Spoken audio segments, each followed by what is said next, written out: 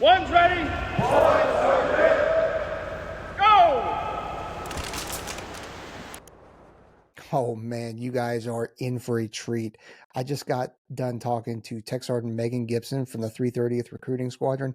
She is a special warfare recruiter based out of Little Rock, Arkansas. She covers central Arkansas and a little bit into Oklahoma, but she's based out of northern Little Rock.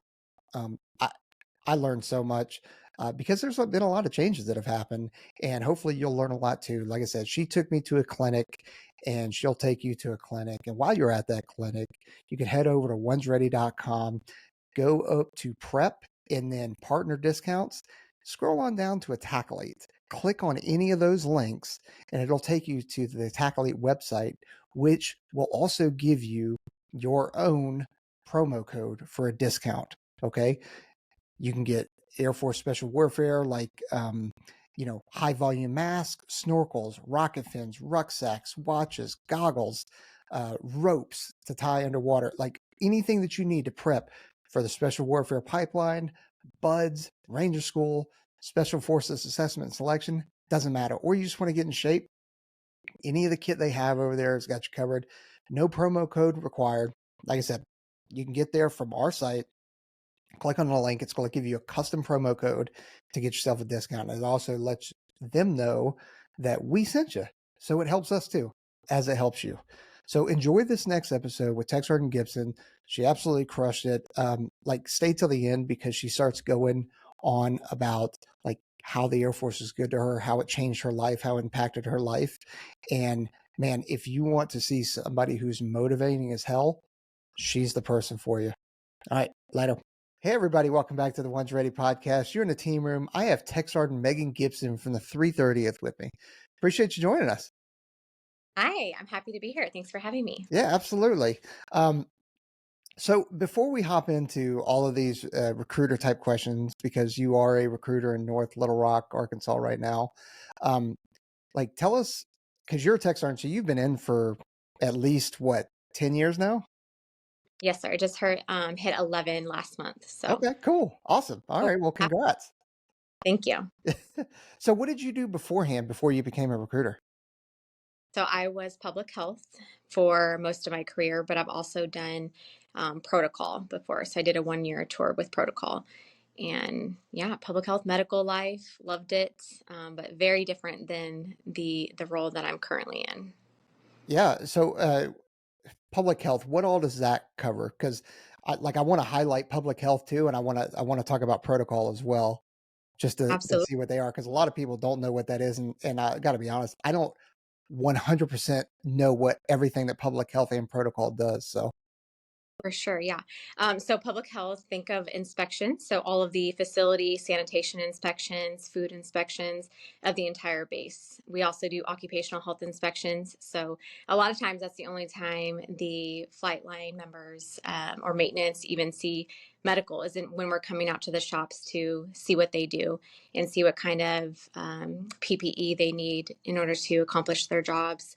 We also do hearing tests. That's what we're most commonly known for. I'm sure you've had. public health does that's right. I guess they do, don't they? Yeah. Yeah, we kind of have different roles in a lot of different things, so that are not correlated directly. So even communicable disease, so STIs, STDs, all of that falls under the public health realm. Okay. And then what about protocol? So protocol, one of my favorite jobs that I've done in the Air Force, even though I only got to do it for a short time, you basically spend your day preparing higher base leadership, group leadership for any events that are coming up that day, month, year. You plan ahead. You make sure that the invites are sent out, that they look good, scripts for any type of ceremonies. So think of retirement ceremonies or change of commands. Public health, protocol is the one in the background that takes care of all that stuff. And, the little fine details that people don't really notice, but we put all that together behind the scenes and make sure that those types of ceremonies come together. And then like if the base is hosting any type of DVs, so if there's, a 4-star general coming to the base or Secretary of the Air Force, then we're the ones that are in charge of every aspect of that visit and making sure that they stay in, appropriate quarters and that they have an itinerary planned. Every single inch of their day is planned out, and from what they're going to eat to where they're going to sit, name cards, all of that. Now, So, is protocol its own AFSC, or is it kind of like honor guard where it's a a 6 month or a year long stint? yeah. So most every base does it differently, but most bases have a temporary slot for active duty. So there is civilian positions that are full time. So like my boss was a civilian, but the other members in our shops, there's only me and one other active duty member. We only got to be there for a year. Every now and then they'll let you extend, but for the most part, it's Okay. 1. Yeah. All right, and you guys work hand in hand with honor guard, really? Yeah, a lot of times actually. So we kind of work together as a team. So our job is to make sure that honor guard knows where to be, what time, and then they're the professionals, so they take care of everything else after that. But definitely coordinated with them on a weekly basis for events. Yeah, they're the show. You guys are the puppet masters, if you will. Yeah, yeah. Making They're making I sure everything is right. yes, Yeah. absolutely. So, folks out there may not know that to be a recruiter, among other things, is a volunteer process, and it's not just volunteer. Like you have to volunteer for it if you're eligible, and then you go through an interview process. Especially because recruiters are a lot of times the face of the Air Force and the first thing that people see and do. So, what made you want to be a recruiter? So being honest, I think that as a NCO in the Air Force, you hear about special duty assignments, and you know that you're going to potentially be vectored for those things if you meet the criteria. So it's a very long process as far as getting vectored. So there's like a step one, like your leadership's like, okay, list off some things that you wouldn't mind doing. Step two, once you list those, then they're like, okay, one of them actually wants you. Step three, you might do an interview. So I think that I just did what I've done in the years prior to that. Whenever they asked me, I listed recruiter and MTL. I felt like I could see myself doing either one of those things. I'm a strong advocate for joining the Air Force. I could talk all day about the jobs that I've done and how good the Air Force has been to me. So I always felt like it would come natural recruiting for the Air Force. Like it's not like I would have to force myself to be excited about these jobs, right? Um, so I just knew that would be one of the options that I would consider, and ended up getting it. But I will say I did not apply to be a special warfare recruiter. So Ah, that was you a surprise got that duped. that was like a little shock at first, but a good surprise, that's for sure. That's awesome. Well, one of the things, and this is why I don't call these an interview, I call them a conversation because I am a terrible interviewer. But like, where are you from and what made you want to join? So I'm from Quincy, Illinois, which is a relatively small town. And I wanted to join because I think, like many, Americans, teens, after you're out of high school, you're like, what do I do with life? I knew that my parents didn't have the means to pay for college. So I actually just wanted to like start working. I moved to Arizona where my sister, who's 3 years older than me, lived, and got a job working as a waitress, and realized right away how expensive it is to live in this country without a steady career, steady income, and just realized that I don't want to be in debt from college. And my brother was in the Air Force for 20 years. I have cousins in the Air Force. So they just told me, hey, it's like having a regular job, except for you wear the uniform, might have to do a PT test every year or deploy from time to time. It's a really good gig. You should look into it.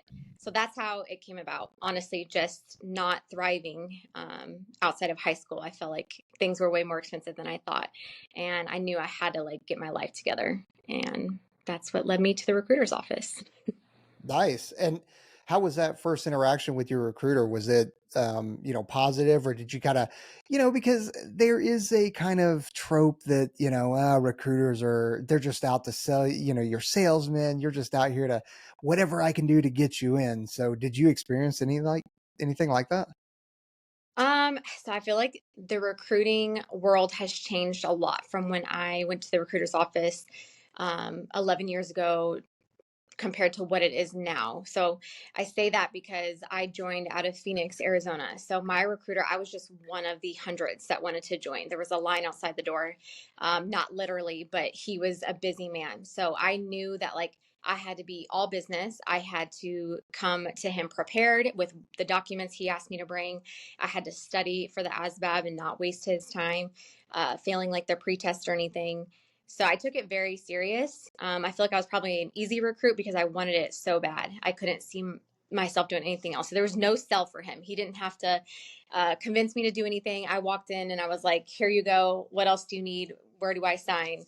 But yeah, it was a great experience. I have no bad memories or, anything like that from him. I just think that he, like I said, he was busy. And at the time it was like, here's the jobs that you qualify for. And, if you list the medical jobs, you're going to be waiting a long time. And I sure did. I waited a year in the delayed No entry kidding. program. You Yeah, waited a year to come into public health. I did.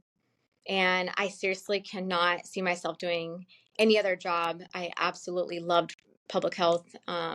So I feel like something just internally motivated me that like I'm just going to spend this year preparing myself physically for basic training and I guess just for that job. But I was willing to wait. That's all. I mean, but that's a misconception, right? Is it used to be you could show up on a whim. I've got a situation. I just got to get out of this situation. Sign me up, and then we ship people off. And you know, I know that there are jobs in the Air Force now where it's still not I can ship out immediately, but it's a 3-month wait versus a year-long wait. Um, Yeah. like The that's wild. for regular Air Force jobs, like they really don't let people wait a year anymore. I see it as a thing like back then there were so many people wanting to join that they could afford to have recruits waiting a year because they had so many people going out the door. Now I feel like the culture has changed. Like they for sure like they want you to list jobs that are going to book faster. Now of course you get to list the jobs that you would like, but with that being said, you need to list jobs that the Air Force is hiring for because at the end of the day, we are a hiring agency and we hire for the jobs that are going to come available. And it just makes more sense to get recruits in and out the door instead of waiting.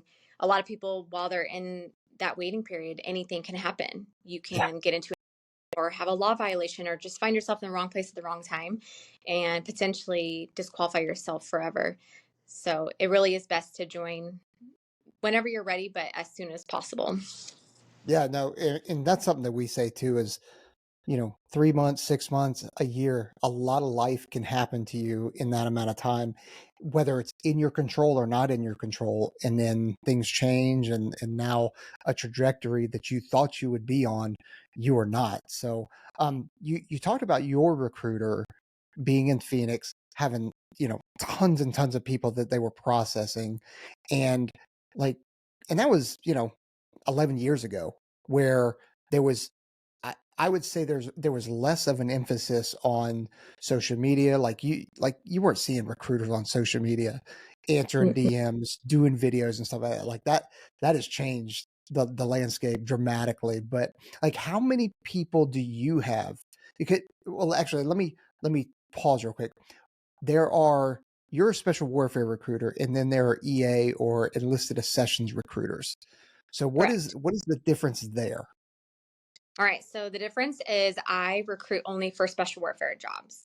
So I have the 6 AFSCs that we recruit for, and then EA recruiters recruit for everything else. They even find jobs for Space Force currently. So that if in there's also guard and reserve recruiters. So we all kind of work together as a team. I work in a hub here in North Little Rock, so I work right alongside my EA recruiters every day, and we kind of like as candidates walk in, we're like, okay, that person looks like they might fit the mold of somebody that has what it takes to be special warfare. They like to work out and they said they're looking for a challenge. And sometimes it doesn't work out, but sometimes it does. So it's really nice having that relationship with them. And yes, we have different end goals as far as job booking. But there are certain aspects that go into it that allow us to work together closely as a team. Okay. Well, okay. So now the question that I was going to ask you is, since a special warfare recruiter versus an enlisted assessment recruiter, like how many people are you, a special warfare recruiter, processing at one time? Good question. So this definitely varies amongst different regions in the United States, or all over. So, you can talk to one recruiter that's special warfare in Dallas, or where I am in Little Rock, or maybe in a smaller community. All of our amounts of processors is going to be different for sure. And then I'll also even say, just since I've done this job for a year now, it's fluctuated a lot. So right now they say there's highs and lows in recruiting. So sometimes you're busy, sometimes you're not. Right now I'm pretty busy, with both new non-prior service candidates and prior service candidates who are wanting to come back in, or come from Guard or Reserve. So like currently right now I'm working like at least 10 candidates for this time being, and they will ship within this quarter, if that makes sense. So, yeah, and that doesn't include individuals that like I'm currently contacting, getting them out to IFTs to try out, or maybe an individual that's waiting on a waiver to come back. So that's like, those are individuals that are going to ship, that they've passed an IFT. Okay. And compare that to a normal, like a listed accessions recruiter. And like I was just talking to Sergeant Ransom, I forget which unit she's from, but she's one of the Las Vegas recruiters. And she Mhm. said at any one time, she's got 30 different Yeah. applicants or candidates that are processing, and then you get a ship date, 10 of them, whatever, ship out, but she's got Yeah. another 10, 20 that are coming in. So it's always like this Yeah. juggling act. The revolving door for them, I feel like, especially being in a hub, I get to see that all the time. I mean, they have back to back appointments, and one day they'll do 6 to 10 appointments, to whereas I might be doing 1 or 2 appointments per week. And sometimes there's no new appointments for that week. We might just be working individuals who've already done what they needed to do, and they're just waiting to ship. Right. But I I would say the difference is you're probably traveling more than an EA. I know that you kind of cover central Arkansas, but I mean, you're handling, like, it's not like everybody can just pop into your office. Your emails, DMs, texts, you know, Absolutely. um, phone calls, everything, and then you're going to events. Yes, absolutely. Yeah, it's busy. So like I was prepared that if you asked me what's like your day-to-day schedule like, or your week schedule, I think an EA recruiter could probably say, well, I'm going to be doing a lot of appointments, whether that's an initial appointment or maybe a MEPS appointment, preparing someone for MEPS or preparing someone to ship to basic training, constantly having appointments, right? I am not only going to TDYs for training purposes, but also we are constantly involved in sporting events, any type of local community events that are going to draw in a large crowd. We are going to schools, zone canvassing, so going out and talking to local businesses, maybe gyms, things like that, getting our name out there, trying to build that relationship with them. So I'm constantly traveling. Yeah. And not only that, but then think about all the development sessions that we host, which we don't host them here in our office, right? So we go out to like a local YMCA or a local fitness center. In the summertime, I like to go to parks and places where we can get outside and work out with the guys. So, and then you have an IFT, and I cover 2 different zones currently. So I have IFTs and development sessions that take place all throughout the month. So about 8 events per month that take place all around Arkansas. And you're aligned with a developer, right? Correct. Yeah, I have 2 developers that I currently work with. Oh, really? Okay. Because you're covering two zones. Yeah, so I have one primary that I work with all the time, and then also I was previously working even Oklahoma, that area. So I also have a developer that I work with out of there as well, and still have guys that are waiting to ship out of there. So yeah, Right. talk to developers frequently for sure. Yeah. And admittedly, I was trying to have you paint a picture instead of it being me, because like I said, talking to you, talking to Sergeant Ransom, and talking to Sergeant Wesson, which, you guys are in the same unit. Because I was in an event with them a couple weeks ago, and they were talking about all this with me, and I'm like, it's insane the amount of people you guys are processing and the areas that you have to cover. So because we get comments and DMs going like, my recruiter's not listening to me. It's like, dude, Yeah. chill out for a second, because one, they're processing a bunch of people. You're not the only show in the world. Plus, they're working weekends. So a lot of times, I don't know when you take, like when you guys take off, but like I know, I think Sergeant Wesson and Sergeant Ransom said that they take off Mondays if they can. Doesn't mean that their phone's still not ringing, but because Oh, they're yeah. working weekends, yeah, they're working events on weekends. They try and take Yeah. a Monday off, and then that doesn't include all the training that you guys have to do. You've got to go to NCOA or non-commissioned officer academy, and you guys have other internal squadron training that you got to do. So it's a lot of times I'll say this, I think it's a thankless job, but I think people have got to understand that, like, as special as you think you are, Yeah. like, you're just another person in the pool Yeah. of a constantly revolving door. Yeah. It is challenging, especially first coming into this job, because you want to give each candidate the amount of time and effort that they deserve. Everyone deserves the same amount of attention, if you will, right? But the fact of the matter is, we do get overwhelmed with questions from our candidates, questions from potential candidates, leads, and so we kind of have to prioritize a little bit and set aside time to devote to answering those questions, those comments, those DMs, those phone calls. I mean, on any given day, I can receive between 10 to 20 phone calls, text messages, DMs that I have to really like focus on responding to in a certain, like in one, period of the week or the day, if you will, just because we do get busy. So imagine I'm at a school visit, I'm not just sitting there at a table twiddling my thumbs, especially as a special warfare recruiter. I'm out there like working out the guys and putting these students through some type of fitness challenge, and I'm taking videos and I'm hyping them up. So I don't have time to just sit there and be on my phone while I'm at those events.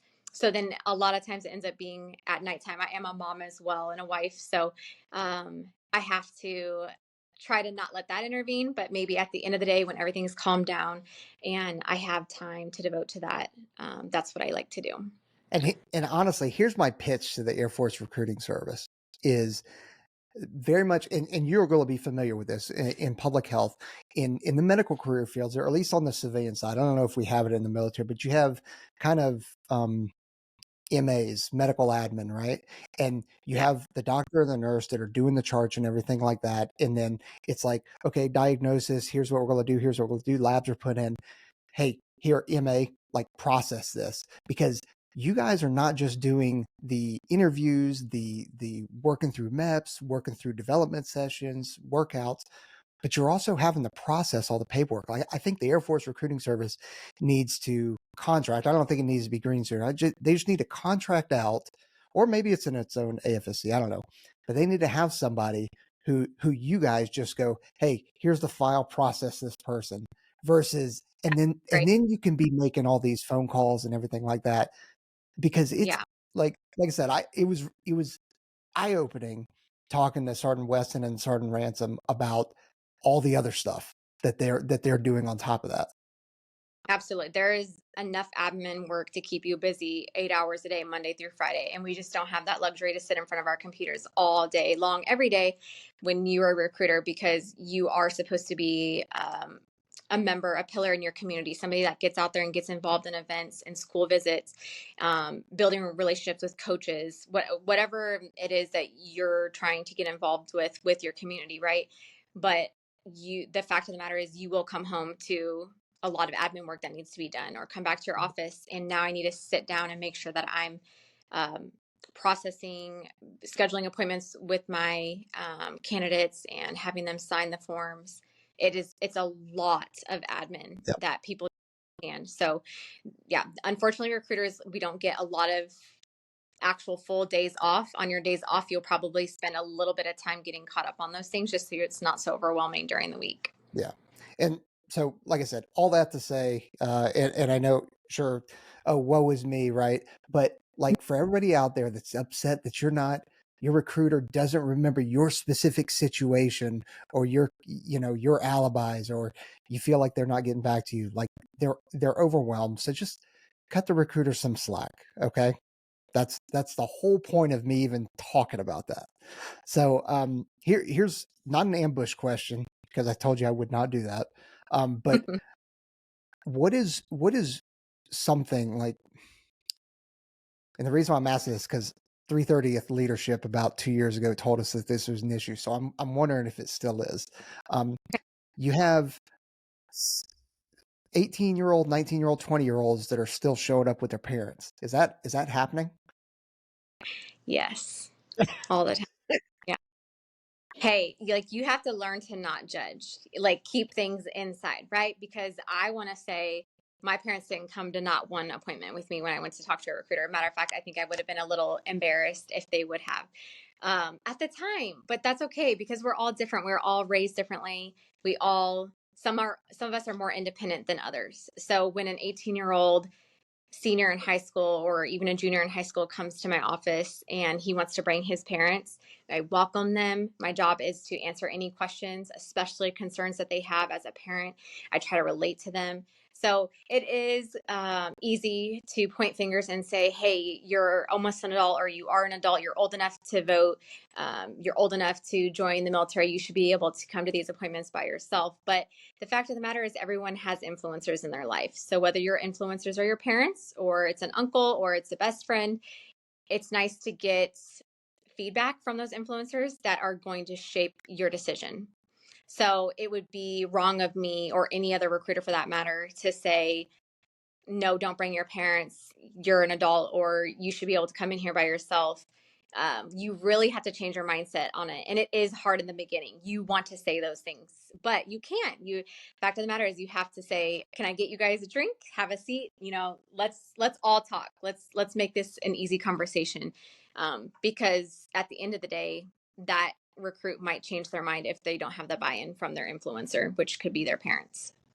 Man, are you sure you're public health and not public affairs? Because like that was a really good answer. I'll think never done. Maybe my future. Still got 9 more years. Yeah.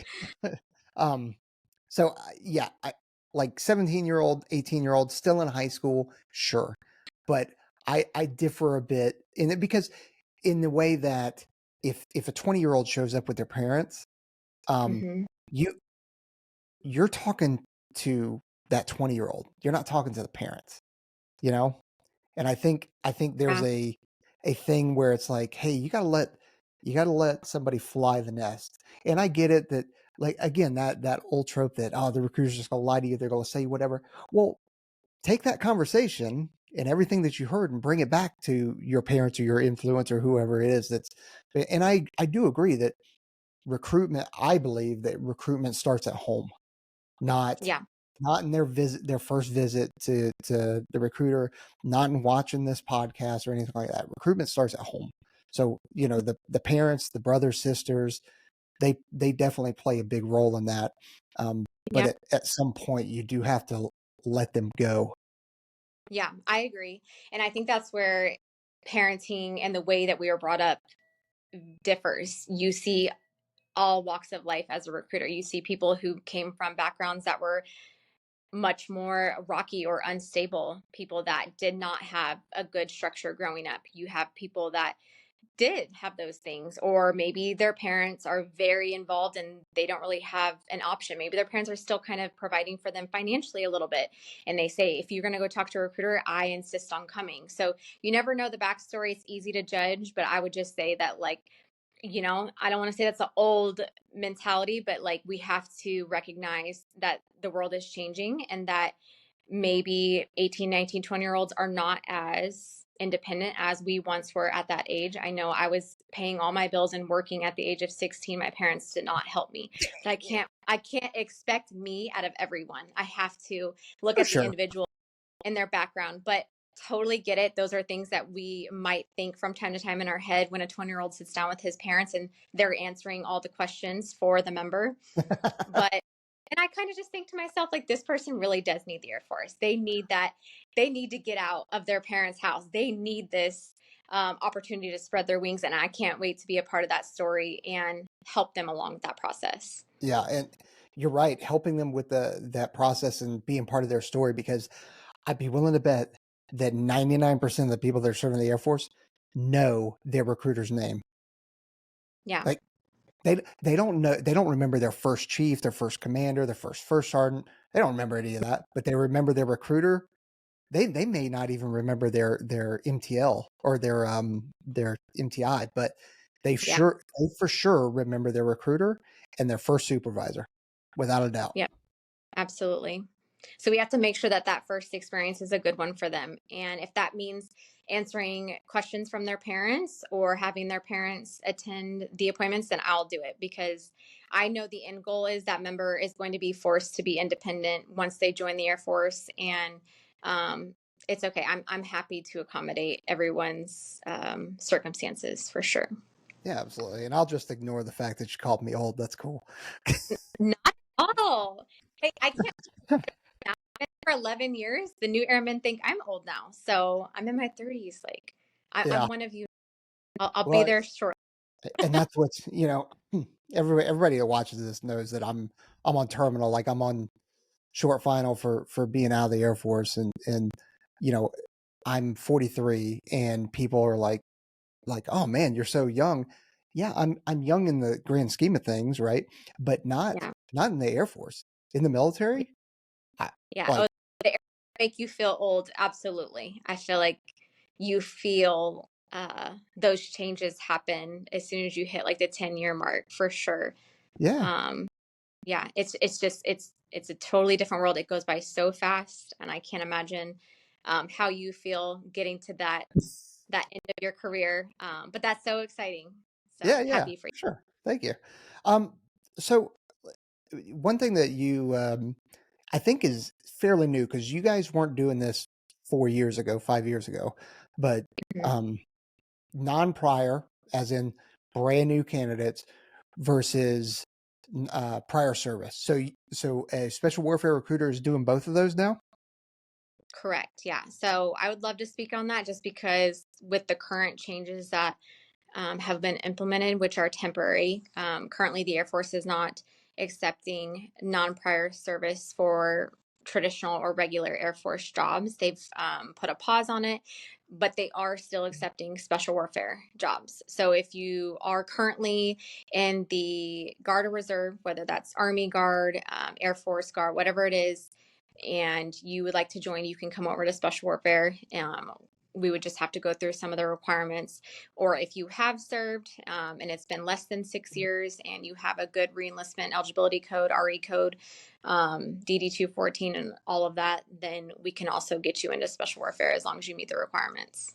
Wow. Okay. I wasn't tracking the Air Force put a pause on prior service coming into normal non-special warfare jobs. I did not know Yeah. that. Yeah, and it is temporary, so hopefully it'll be back up and running. But that is a shift that's happened that we're definitely feeling in this hub, because we get a lot of inquiries from prior service. They call or they come in, and some of them, they're the best candidates. They're the ones that are very motivated. They know what they want. They've done it before, so they have that structure.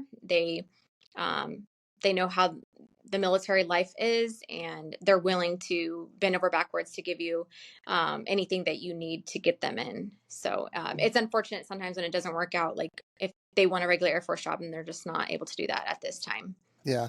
Well, so how long has this been going on for? It's a very recent change, like within the last couple of months. Okay. All right. Because And I hadn't heard that, so it's kind of a surprise to me. So yeah, and they're not expecting it to last too long. I heard maybe October is when they'll reinstate that program again. So next, beginning of the yeah, next fiscal year. Okay. Um, so you're holding special warfare events though, aren't you? yes. Like what? So tell us about some of that. Like tell us about like what some of those have entailed, and then like, do you have any future ones that are already scheduled? Yes. So do you mean like community events? Yeah. Okay. All right, so currently the ones that I'm working would be I have some like school visit college fairs or career fairs coming up. And then we also have the Little Rock Marathon coming up in March. So I'm really excited about that one because we are hoping to actually get a permanent street sign in Little Rock that will be there hopefully forever. And it'll have the Special Warfare logo on it. And it'll be at the 10-mile marker, I believe, with a QR code that links them to a recruiter if they're interested. So we also get to set up booths at those types of events. I've done the Little Rock 10K, where it's like a mud run, so an exciting, sporting event or run that a lot of people like to get involved in and have some fun with it. But this one will be the biggest marathon for Little Rock, so we're excited as Special Warfare to get a part of that. So, how can, because we're talking to a bunch of people, um, how can recruits make it easier on their recruiters, like in terms of preparation, things they Mm-hmm. say, things they don't say, like what can they bring to, how can they just make your lives easier? Oh, I would say all recruiters, even EA recruiters, would say having all of the documents that we need from them ready to go. So that means driver's license, social security card, birth certificate, high school diploma. And then, in addition to that, if there is any type of medical surgeries or minor, major disqualifications, whether they're temporary or not, all of those med docs, hundreds of pages worth, we need all of that. And so a lot of times we get to this stopping point where we're waiting on candidates to get us those documents from their doctor, from a past surgery that they may have or a procedure. And it is difficult. It takes sometimes weeks for them to get that back to us. So significant difference when somebody comes ready to go with that, and or they're more motivated to get it to you faster rather than just, oh, I'll go get it next week. That's what I would say, is like having all the documents ready to go, because then we can get you to MEPS and then we can see if you are able to swear in or not, and then take the ASVAB. Studying for the ASVAB, probably another good one. Yeah. And I'm so glad you said that, because that is the one thing is, yes, the ASVAB is a relatively easy test. It's an aptitude test, but Yeah. it's different than the SAT, ASATs, all those, like those are testing something very different than the ASVAB. ASVAB solving puzzles, it's that kind of thing, just to Yeah. see how quick you're able to learn and how quick you can adapt and that kind of stuff. So if you're not in that kind of mindset of taking those kind of tests, like you're Hmm. setting yourself up for failure. So, okay, you brought up the ASVAB. What are the ASVAB requirements for special warfare? Very easy. So we only look at the general category. So you would have to have a general score of 49 or above. So Okay. the Air Force is an overall 31, but we're just looking at the G category, the general, and we need that 49 score. And then keep in mind, a couple of our jobs like EOD and special reconnaissance also require that TAPIS test. So that could also be a big disqualifier for some individuals if they're not able to score high enough on the TAPIS. And what is the TAPIS test? It is a personality test. So you can't study for that one. It's all about scenarios and how you would respond in certain situations. And each job has their own requirements for passing the TAPIS. So it can be discouraging when we have a candidate who's dead set on special reconnaissance or EOD, or SEER. Sorry, I misspoke earlier. It's SEER and EOD that require the TAPIS. But when their heart is set on those jobs and they don't qualify for them because of the TAPIS, because it's a personality test and you can't really study harder for that. Yeah, and you also, I mean, maybe you could trick it, but the problem is that there's going to be inconsistencies in your questions in that Yeah. personality. So it's tough. Yeah, for sure. You can retake it, but in my experience, I've only seen individuals either score exactly the same or they can only increase it by a couple of points. So, yeah, unfortunately, it's kind of like a stop in the road. We would just have a conversation like, maybe let's try for some of these jobs that don't require the TAPIS, or they can retake the entire ASVAB, which in turn usually helps increase their TAPIS score a little bit. They all kind of play a role, play a part in each other. So Okay. So I take the ASVAB. I don't get a 49. How long do I have to wait before I can retest? So your recruiter is most likely going to give you a practice test anyways to see where you are. So I am always going to make sure that someone is scoring well above that minimum before I ever even send them to MEPS. Oh, okay. But yeah, don't score high enough, there is going to be a waiting period that you are going to have to wait 30, 60 days before you can retake it. And then if you don't score high enough again, you're still meeting those minimums for the Air Force, hopefully. And if you're not, you do need to meet those. But we would just give you the study material and tell you, here, this is what we recommend you using. ASVAB for Dummies is great, and give you a few weeks to study and hopefully come back and score higher. All right. Okay. So pre-test usually, then go to MEPS, take the test. And is that one MEPS trip, is that the same time you're taking the TAPIS if you have to take it? Absolutely. Yeah. Most recruiters like to schedule members for all of it being done in once. You probably like when you went to MEPS and when I went, you're going to take the ASVAB, the TAPIS, and then the next day you might go back for your full day physical, or they even have one stop where you can do it all in one day. So a day of doing the physical and then as well as the testing. But yeah, all of that will be at the same time, like the same scheduled appointment. Okay. And you are limited to how often you can take the ASVAB. Like you can take it once. I think you can take it a month later, and then after that you have to wait, what, 6 months or a year? Yes, yeah, 6 months. So haven't really ran into that honestly, but I'm sure there are recruiters that have. Normally, like I said, I like to ensure that on the pre-test they are scoring high enough to where I'm not concerned about them meeting the minimums. And you know, they are pretty attainable. Like a G49 is, it's not like in the 90s, right? So like I would say if you are putting in the work and studying, then it will show. And if you're not, if you're having to retake the ASVAB a couple of times, I would like reevaluate that member's dedication to studying, because it's not like I said, it's not like we're needing you to score a 95 or, Right. you know, something like that on the test, but Yeah. I haven't mean, ran into. in special warfare, you either got to be really smart, or if you're going to be dumb, you got to be hard. Like that's really it. Like Hmm. my Yep. words, not yours. I'll just nod. Yeah. You're like, yeah, sure. Okay. Okay. What about vision requirements?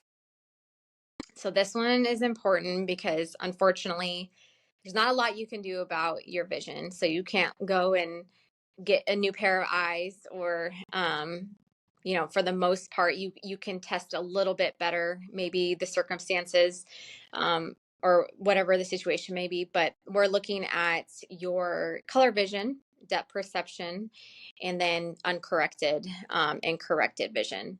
So I will say it's not as easy as just throwing it out there exactly what the requirements are. Each job does have their own set of requirements, but just know that overall we are looking for color vision. There are specifics in there for each of the jobs as far as what we're looking within the color vision, and then depth perception, same thing. Some of our jobs don't require it, but for the most part, all the SWOE jobs do require the depth perception pass. And so there is a test at MEPS that they'll give you. And if you know, I say this because we are seeing an influx of depth perception fails, and it has been challenging on recruiters on SWRs because at that point we are limited to the options for that member and may have to refer them to a civilian optometrist for a second opinion. That was actually going to be my follow-up question is can they go to a civilian doc and get a second opinion with a past test and then come back to MEPS and go, see, like, I mean, let's be real. The MEPS equipment that we use is antiquated. Yeah, so I agree with you. I think that the test, especially because they just reinvented the test, they just actually changed it. And I have noticed an influx of depth perception fails ever since they changed the test. So I have been talking to MEPS about this.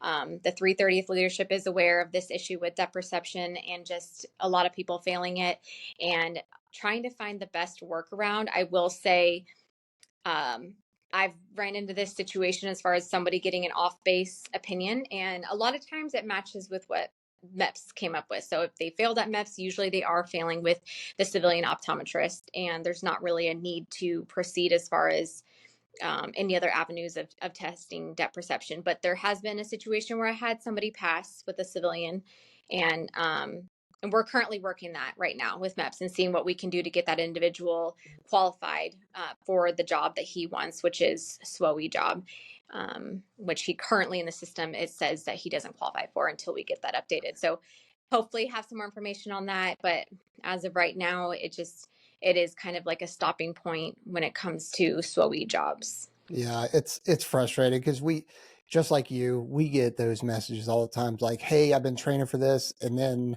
like I have my Mhm. dreams to be a PJ or whatever, and then they fail that and they're like, "Hey, what do I do?" And we always tell them like, "Hey, find a civilian one, get tested there, and just Yeah, see, and then provide that test." So that's good to know that at least I know the 330th is working it, you're working it.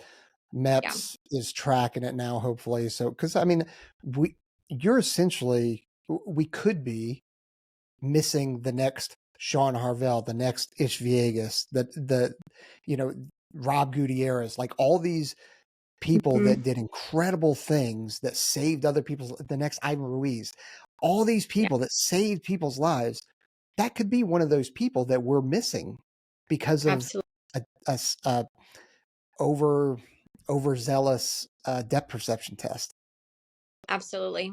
Yeah, it is hard as a recruiter because you see this candidate who, you know, fits the bill, if you will. Like you see them coming to events, you see them taking the IFT and passing, and they're extremely motivated to ship. And like you said, they have a dream to do these jobs, and it is so challenging delivering the news to them that they don't qualify. And it's easier when I can say go test or go study harder for the ASVAB, right? Or, oh, you just didn't pass the IFT, let's lock in a new workout routine. Like what are you going to change, what are you going to improve on? But you can't really improve on medical requirements. And so it's not just depth perception, it can be anything. It can be something that happened when they were a child, an injury, whatever it is. Those disqualifying factors, they are hard, as far as delivering the news to that person and crushing their dreams sometimes is what it Yeah, seems like. for sure. One more question on the eyes is, what about operations like LASIK, PRK, anything like that? Is there any kind of wait period post surgery or? There is. So yeah, they would have to, and none of it, the issue is none of it's a guarantee. So once they have the procedure done, us as recruiters, we can't say go get that LASIK done, or go get that corrective surgery done and then you'll be good to go. We can't say that because there are follow up factors that have to take place. There is going to have to be a waiver. They're going to have to, hopefully they didn't have any complications, because if they had any complications at all with that procedure, then they might be permanently disqualified. And so um, definitely not a easy fix by any means. Not only and a lot of people don't even have the money to do it, right? It's an expensive procedure that Yeah, oftentimes covered by insurance. These people don't have TRICARE yet, or they don't have health insurance sometimes. So just not really a good solution at this point. It's not that it doesn't work, but it's not a guarantee.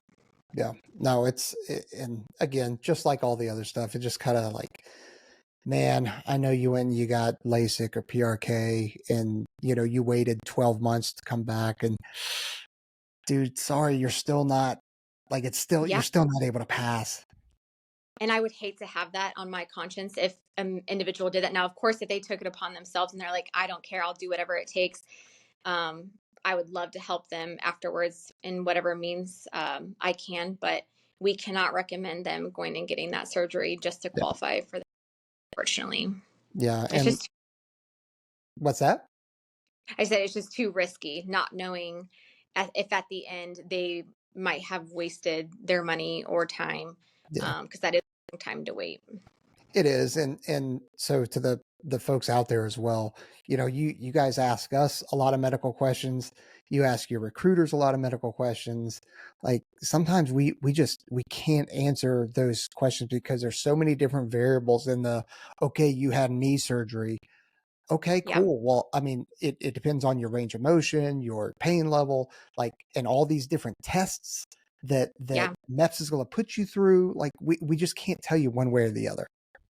And ultimately, it's not up to us as the recruiters anyway. So like you just said, like we get tons of questions about this. I had this injury, or I heard about this or that. And a lot of them are misconceptions anyways. People think they can't join if they've had XYZ, and it's just a quick waiver. But ultimately it comes down to the Sergeant General, the SG. That's who's going to determine if they are fit to join the Air Force. And another question that I get all the time is, are there certain qualifications for special warfare compared to regular Air Force jobs when it comes to those medical things? Now, the vision screening, things like that we talked about, yes, there are differences in special warfare careers, but for the most part, if you had a surgery at the age of 12, and you're looking to see if you qualify for the Air Force, it's going to be the exact same process for joining special warfare that it is for regular Air Force. It has to go up to the Surgeon General for approval, or denial, and it doesn't matter which side you're looking to join. Yeah, it's yeah. Anyway, we talked about it enough. Yeah. You mentioned SWOE, right? Hmm. Are there other options now other than SWOE? For special warfare jobs, Yep. yes, absolutely. So we have our special warfare support jobs. So we have EOD, explosive ordnance disposal, and then SEER. They obviously get to teach survival skills.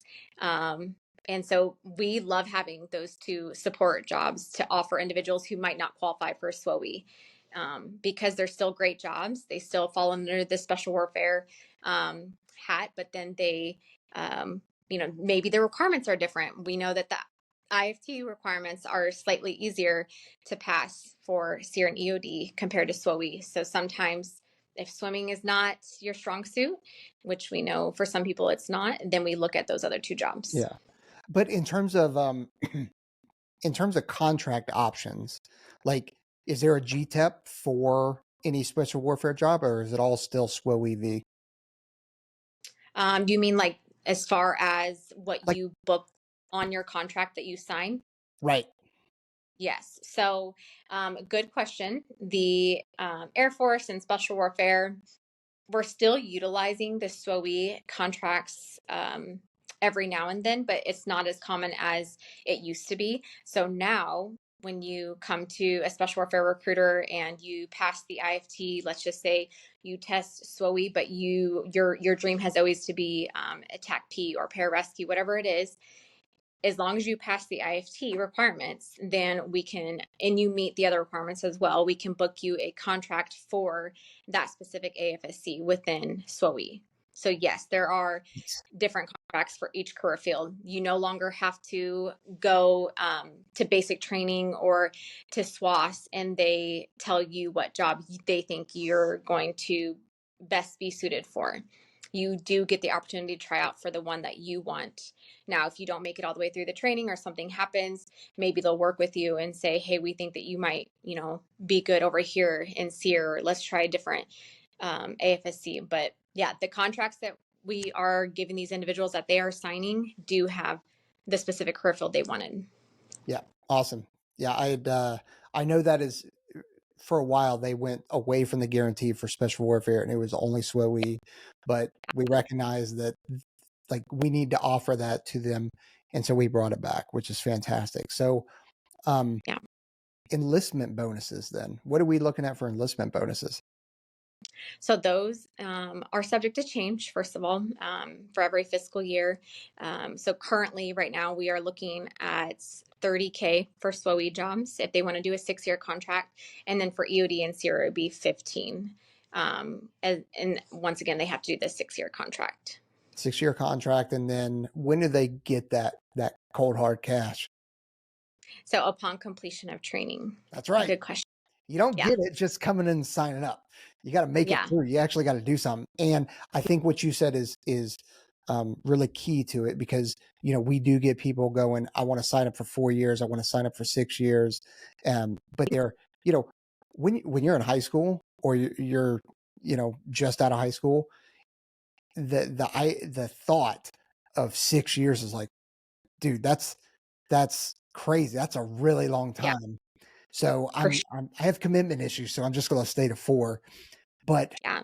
6 years, one, is not a long time, whether you're in special warfare or whether you're doing public health or protocol or whatever it is, right?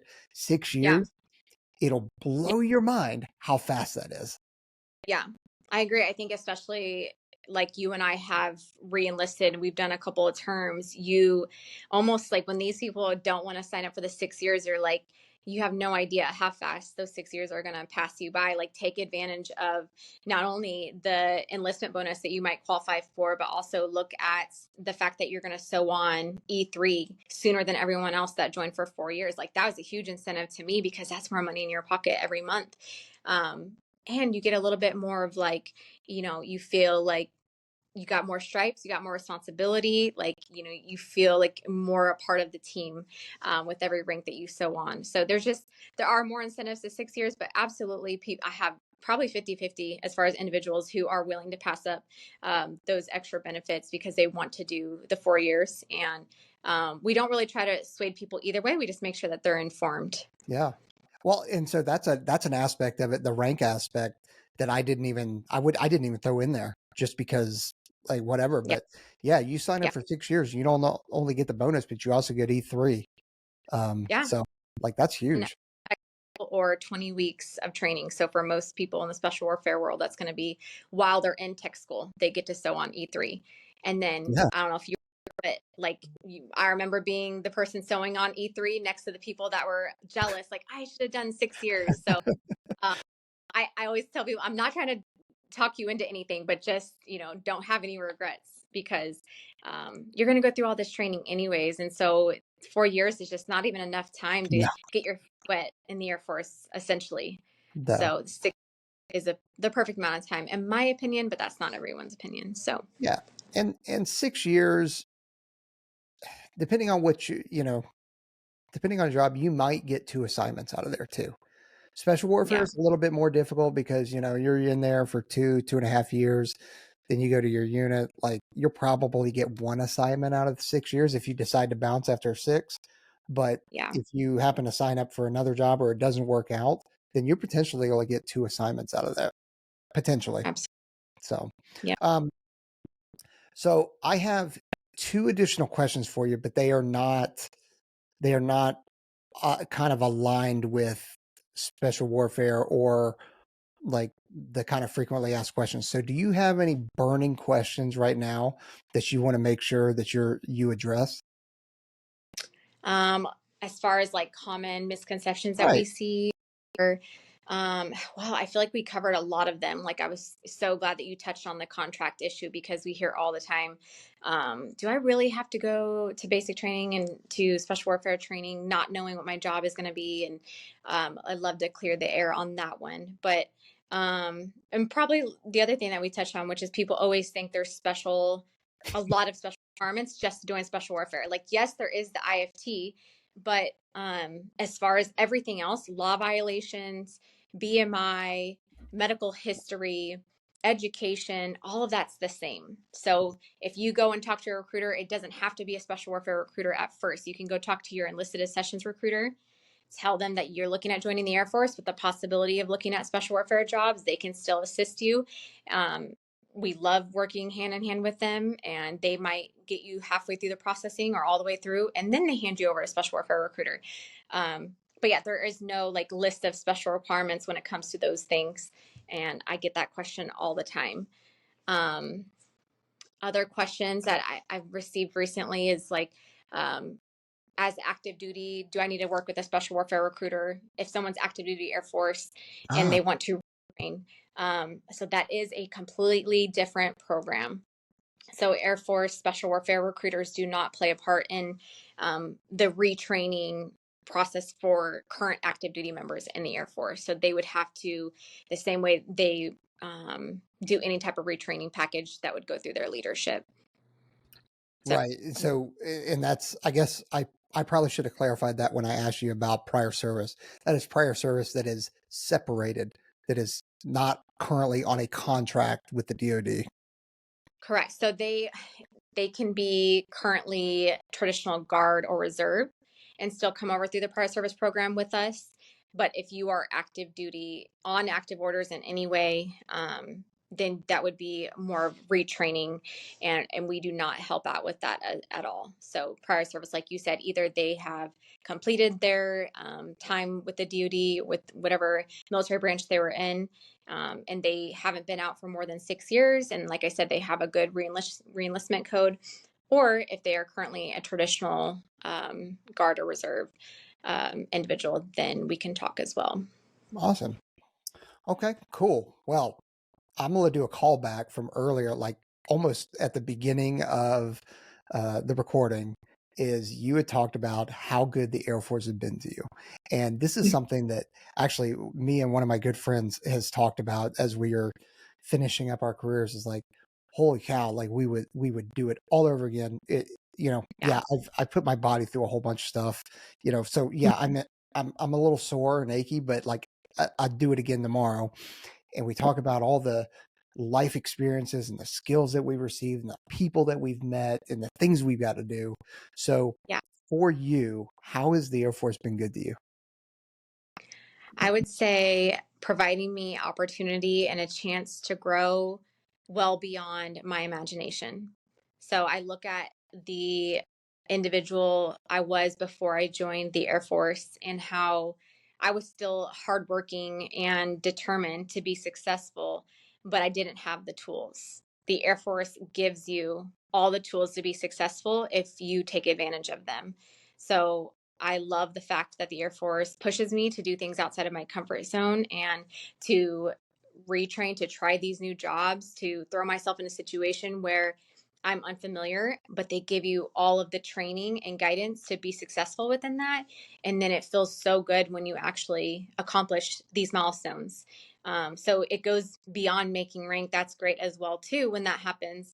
But it's the little things in between, like learning a new job as a special warfare recruiter, when as medical I had no idea what special warfare was or what these jobs entailed, and opening my eyes to a whole different part of the Air Force.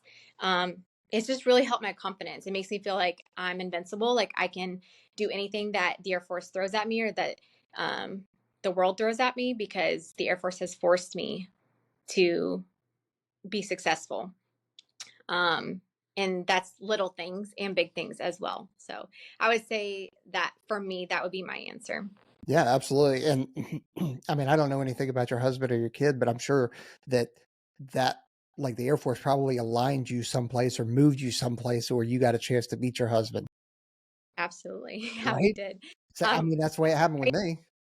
we were at basic training at the same time and then in tech school at the same time. So I would have not met my husband if it wasn't for the Air Force. I wouldn't have my two beautiful children. He's also active duty. And it's just blessed our family with so many opportunities. And I hate to, just talk about all of the benefits, because I'm a recruiter and everyone thinks that's all I do. You're But lying right now. I do. So I think that we all have family members and friends that might be currently in the civilian world, and we're watching the struggles they face every day with not having health insurance, struggling to buy a house, struggling to buy groceries, struggling to take classes or to get a degree. Our loved ones, they know what it's like to not have the resources and the benefits that we have in the Air Force. And so that's hard, because I don't really look at medical bills. I've taken a lot of classes and I've never had to pay for those classes. So it's hard to say that I don't appreciate that aspect of joining. The Air Force has taken care of me, it's taken care of my family. And I'll always be grateful for that. And never once have I regretted my decision. I think every job that you do in life is going to be hard. So why not do a job that gives you all the tools to be successful? And to grow. There's processes in place that will force you to grow as a professional within the Air Force. And I love Yeah, that. Yeah, the Air Force needs to clip that and use that on a commercial. So good job on that. Thank So you. last question is, what advice would you give to candidates? And I say candidates just generically. They don't have to be special warfare. They could be non-special warfare as well, but you can pigeonhole it if you want. So what advice would you give to them? As far as joining or not joining, I would say imagine your life in 10 years and imagine where you'd want to be and what successful means to you. So that's why I think as recruiters in this day and age, we're not about like trying to make the Air Force work for every candidate. We totally recognize that people walk in our doors that they're not right for the Air Force, and the Air Force is not right for them. And whatever that means, there's a lot to that. But I think that if you're questioning if you should do this, like I said, imagine where you want to be in 10 years. Do you want a family? Do you want to be able to provide for them? Do you want to someday have a good retirement plan? Have you watched your parents struggle and work until they're in their 70s or 80s because they can't afford to retire like I have? Think about if you want to have certain things in place to eliminate those hardships in your future. Because maybe you don't want kids right now, maybe you don't see yourself getting married right now, but if you do ever see yourself doing that, maybe start making choices today that are going to make your future brighter and better for you and your potential family. Count it. I got nothing. You got any parting shots? I can't even I follow that up. Thank you. I don't think so. I think I'm just excited to have this opportunity to be a recruiter for these jobs. Like I said, I was medical, that was my background. And when I first came into this job, I had no idea if I was going to be able to be successful, not knowing what these careers did. But I threw myself into it and I studied the jobs, and I'm just grateful that I'm finally at a place to where I can do things like this. I would have never agreed to this podcast a year ago when I first came into this job. I would have been, but I'm so grateful that I am in this community, and it's been great meeting people like you, and just hearing the stories, and being able to pass on those legacies and hopefully inspire young men and women to try and do these jobs, because our nation needs individuals who are strong and able to be resilient and are willing to do these jobs. Yeah, absolutely. So that's all the questions. So you don't have to worry about anything. You're not in a hot seat anymore. But I do want to let you know, like, thank you to you, your husband, your two kids. At the same time, thank you to the rest of the recruiters that are out there for putting in the long hours, all the messages, all the emails, all the missed days of leave, all the, hey, I know you're at ALS or NCO Academy, but guess what? After you finish that, you still need to answer emails and stuff like that. So thank you for what you're doing. Thank you for what you've done. You are impacting and changing the trajectory of so many people's lives. So thank you for doing that. And then everybody else out there, don't forget to like, subscribe, hit that notification bell. Visit us over on ONESREADY.com. Pick yourself up some merch, and we're out here. Thanks, Megan. Thank you.